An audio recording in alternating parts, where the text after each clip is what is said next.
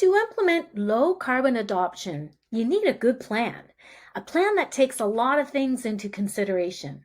I found a company that takes data and combines it with AI to create personalized low carbon plans so that we can all make good decisions to lower our carbon footprint. Coming up is Winston Morton of Climative to talk about how his company is allowing us to do just that.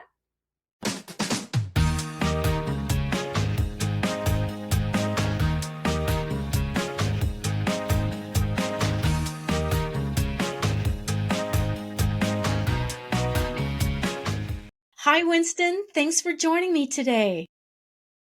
Hey, Maria. Thanks for having me. So tell me, what is Climative? Who are you guys? What are you all about? Yeah, thanks, Maria. So, Climative we run a climate data platform, and our platform provides market-wide energy and climate assessments for buildings. Interesting. You said that you're a data platform, and how is this the next gen of digital audits for low carbon, that type of thing? Yeah. So the market, the way we are working today, and back up a little bit, buildings make up about 20% of the carbon output in the world. So we've realized that we're only working at a pace in North America, in particular, that has us on track to maybe take about 90 or close to 100 years to cover the whole building stock from a retrofit perspective.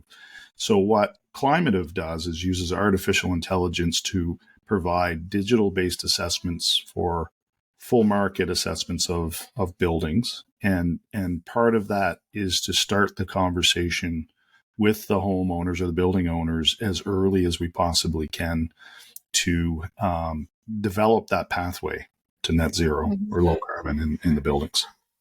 Interesting. Well, we all know there's a climate problem here in North America, but where does Climative come in to kind of help the climate or address it?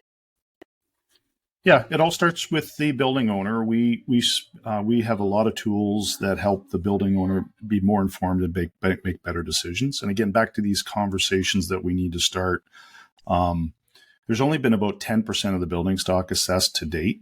So we're working on the 90%. How do we get that conversation started with as many building owners as we can? And so, that's what we do. We work with stakeholders in the ecosystems, like provinces, like states, local governments, utilities, efficiency organizations, and we help them amplify their message, amplify their programs, and make it much, much easier for homeowners to consume these programs. There can be confusion around rebates. A lot of people, one hand isn't talking to the other. The utilities and the cities and the governments are all involved. How can your organization help, homeowners assess and understand the rebates? Yeah. It's actually getting worse, not better. So we see a lot of messages from a lot of different places. So there's a couple of things we do in our platform that helps in this process. Number one, it provides one place to independently evaluate what could benefit your building. So we have automatic assessments, for example, of what a national rebate program would have an impact for your particular building. So we do those things using machine learning and AI models. And so we tend to want to put that information in front of the customer to drive decisions as quickly as we can. But the platform also provides local or regional programs. So in our platform, we have a couple of concepts, which if you think about advice, people expect independent advice. Regardless of the products or services they're using to reduce carbon.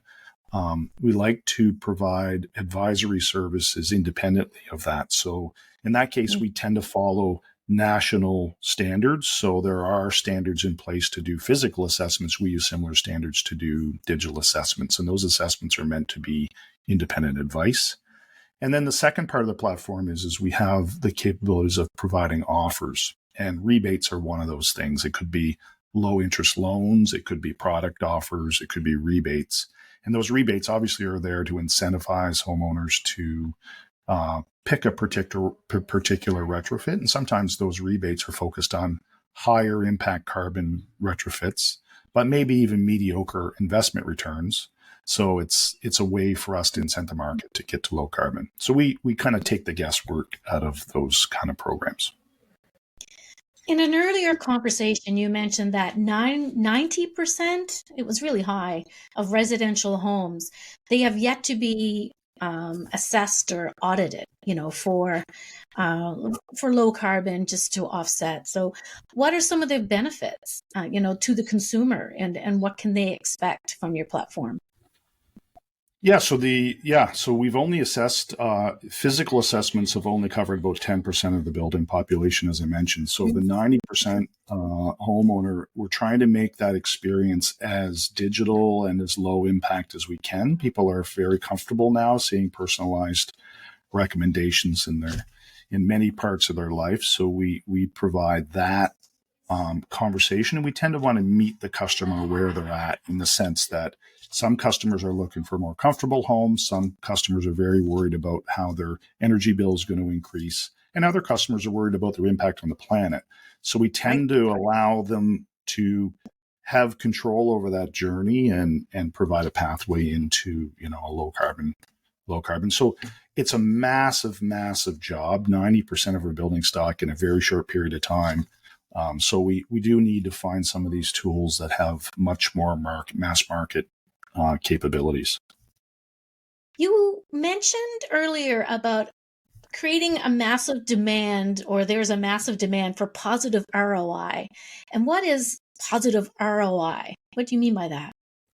Yeah, so just about every home has a positive ROI on a retrofit, which is pretty amazing when you think about it. There's always something in a pathway to net zero that actually is actionable and provides a positive financial return. So the question is, if we have 90% of the homes out there that have a positive ROI, why isn't that happening? And it's mostly a knowledge gap. In other words, if homeowners knew the positive impact they would have for a retrofit, they'd be actioning that. So that's one area. The other area would be focus on, again, meet the customer where they're at. So focus on customers that have a particular circumstance. Maybe they need access to a special financing program. But the point is if there really is an opportunity to save money and make your house more comfortable and make it more resilient in the future to price increases, then we've got to really, really work together with the stakeholders to kind of expose those positive ROI opportunities with customers. Awesome. I like that. Positive ROI. What blew me away is how soon, Canadian banks will report carbon scores on mortgages, which was really surprising. So how might this affect homeowners? Initially, it may not have a huge impact on homeowners because the first wave of banks will be just simply reporting the carbon impact, or what they call financed carbon, which falls into mortgage. So what the banks are going to be doing is starting to collect this data on the finance impact in the market. And what that will do is inform potentially programs or services or products. And we always have, the carrot and the stick in the market. And so, as we see regulation changes, whether that's building codes, whether that's, building labeling, some provinces are actually changing the regulation to require your home to be carbon scored at point of sale. If you're buying or selling a home, it's going to need to be labeled. Right. And banks are seeing this come down from the regulators. And it's pretty clear that you can't improve what you can't measure. And we're starting to measure. So after those measurements happen, you could expect that things like maybe low interest mortgages would appear for low carbon homes.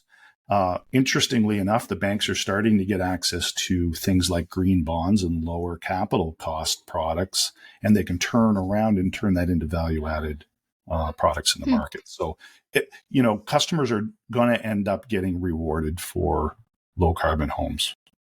That's good.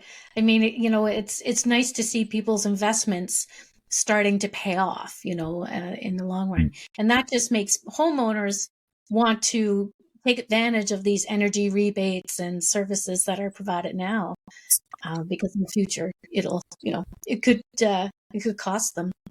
Right. What's next for you? What's next for, Climative? What are your plans in the next, few months or a year? Yeah, so we're rolling. We have about 2 million homes assessed in the platform right now, and we're working very hard at deploying, fairly large jurisdictions of these digital assessments just to start that conversation. So I'd say in a nutshell, we're trying to start as many conversations as we can, both Mm-hmm. with stakeholders and homeowners to get that pathway started to low carbon. So that's what we're working on. I think we're going to find, from our perspective, we've done quite a lot of work in Canada. We've got pretty good product market fit. We're working with some amazing partners out there, and the next step for us probably will be enter into the U.S. market as well. Yes, that'll be exciting. That'll be really great. All right. Well, thank you so much for your time today, Winston. I really enjoyed talking to you and learning more about your platform. It's definitely a game changer, and anything that provides the consumer with information, it's all great, and it's nice to see you're tackling the AI, all the advantages that can happen there. Yeah, Great to we've been talk. in the AI business. It's funny. It seems to be a trendy thing, but we've been doing it for a number of years. So it's an easy conversation for us to have. And thank you very much, Maria, for inviting me on the podcast. You're doing great work, and Thanks. we're big Yeah. proponents. All right. Take care. All right, thanks.